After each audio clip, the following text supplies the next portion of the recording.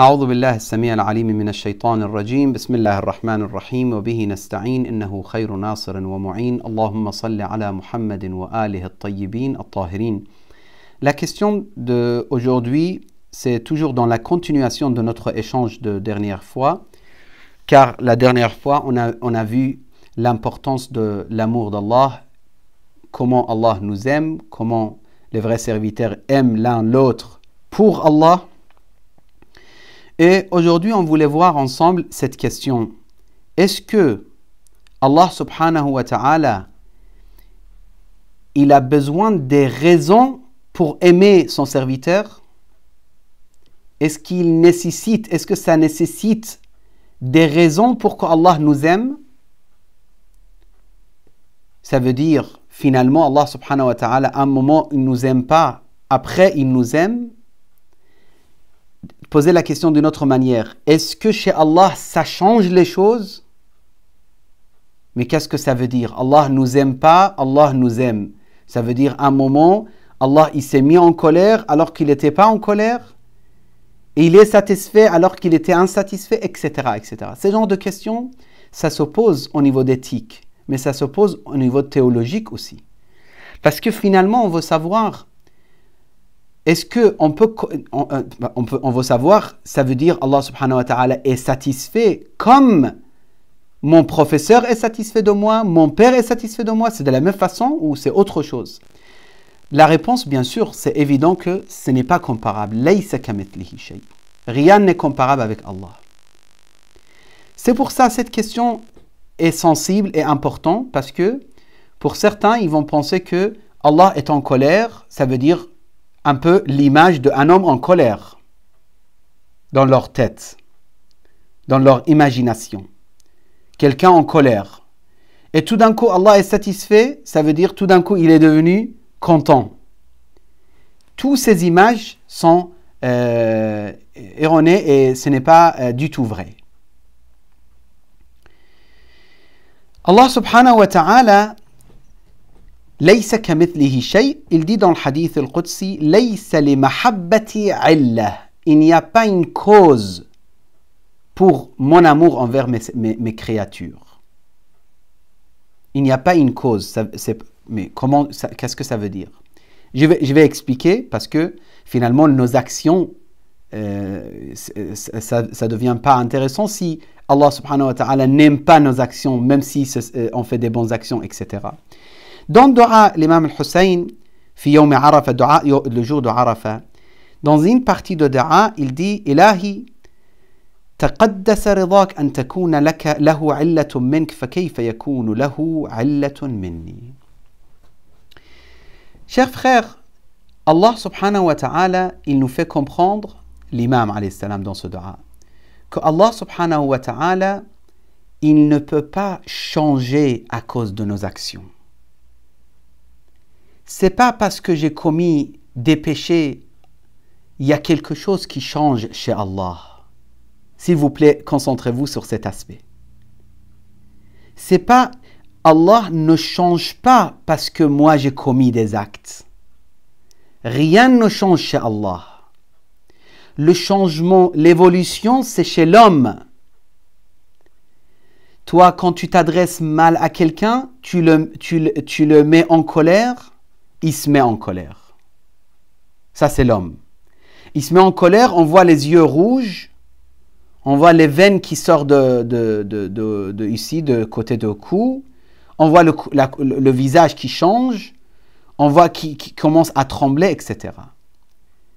Et dès que tu lui fais comprendre que finalement, non, ce n'était pas ça ce que tu voulais dire. Bien au contraire, c'était quelque chose d'aimable.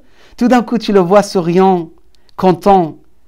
La couleur de visage redevient normale, naturelle et même joyeux, etc., etc. Ça s'appelle at-tafa'ul. C'est l'homme, il est comme ça. Et j'ai expliqué à certains récemment, j'ai dit, un vrai mu'min, il ne réagit pas de cette façon. Il ne se précipite pas dans sa réaction. Un vrai mu'min. Et à chaque fois, le fidèle, il s'approche plus d'Allah subhanahu wa ta'ala, il se contrôle encore plus. Parce qu'il s'observe avant de réagir, avant de se mettre en colère. عن هشام بن الحكم أن رجلا سأل أبا عبد الله عليه السلام. Quelqu'un a posé à Imam As-Sadiq عليه السلام. Il lui a dit lahu rida wa sakhat. Est-ce que Allah est satisfait et en colère? Est-ce que Dieu parfois est satisfait, parfois tantôt satisfait, tantôt en colère ou non? قال نعم.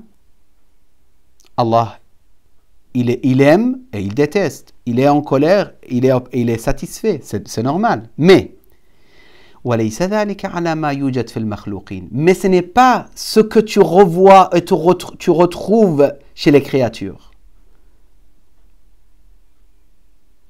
Quand la personne est très faible, avec 2 mots, tu l'achètes, tu prends son cœur.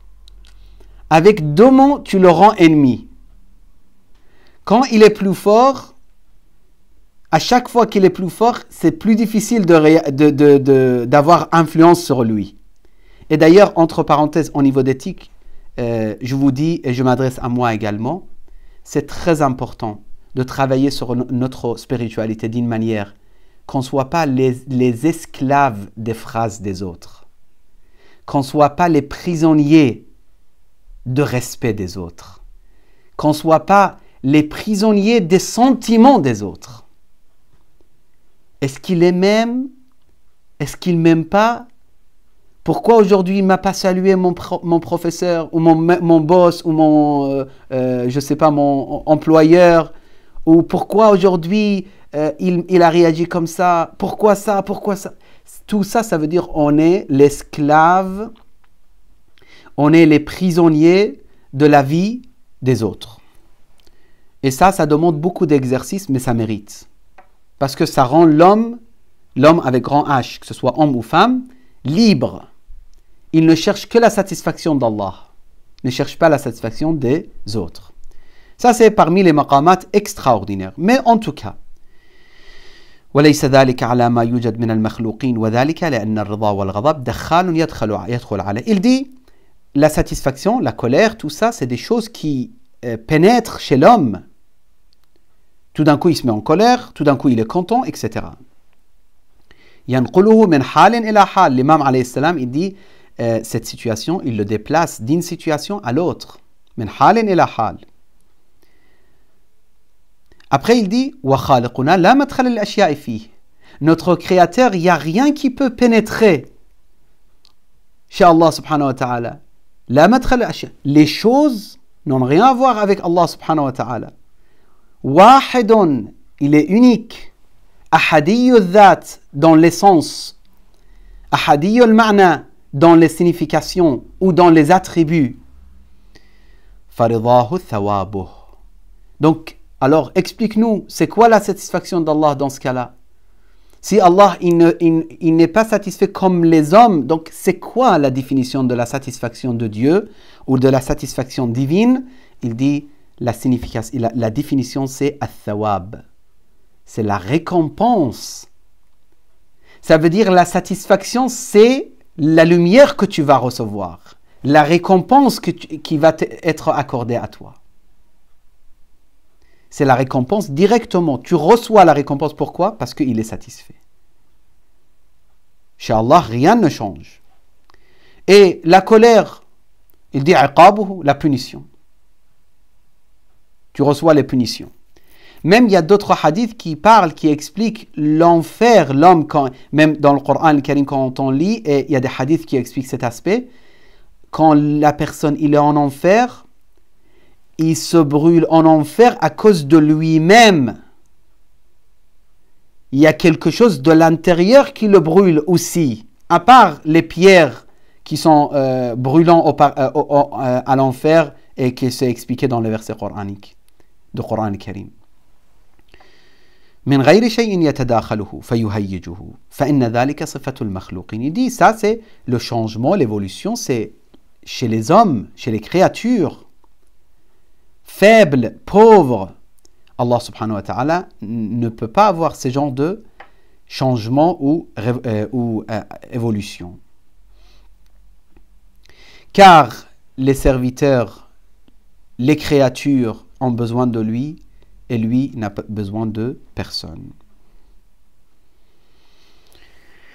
Dans ce cas-là, on dit, quand Allah il dit dans le hadith al-Qudsi, il n'y a pas une cause pour mon amour, il veut dire Allah au niveau de sifat al-jamaliya, les attributs d'Allah subhanahu wa ta'ala, les différents types d'attributs d'Allah subhanahu wa ta'ala, ce sont huduri, ça veut dire il existe dans l'essence de Dieu.